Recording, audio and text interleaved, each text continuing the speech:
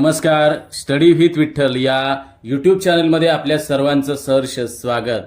आपण या चॅनलवर नवीन असाल तर चॅनलला प्रथम आपण सबस्क्राईब करावे, म्हणजे नवनवीन अपडेट्स आपल्याला मिळतील.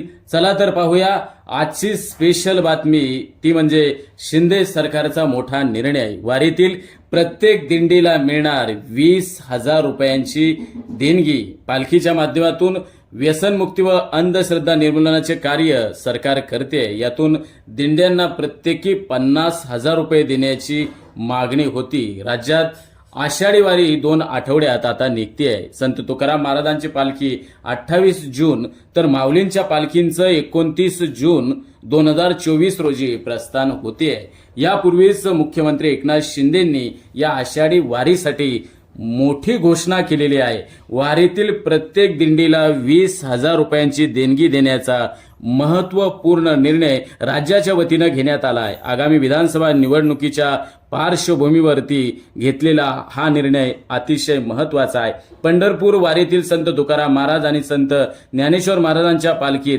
राज्यभरातील वारकरी संप्रदाय सहभागी होतो आणि या पालखीत अधिकृतपणे जवळजवळ 1,500 दिंड्या असतात आणि या प्रत्येक दिंडीला आता राज्य सरकारच्या वतीनं 20,000 रुपयांची देणगी देण्यात येणार आहे. आणि या देणगीचा फायदा राज्यातील शेतकरी असलेल्या वारकऱ्यांना पालखीच्या दरम्यान होणार आहे.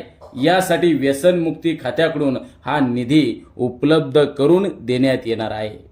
स्टडी विथ विठ्ठल या यूट्यूब चॅनलला आपण सबस्क्राईब करावे.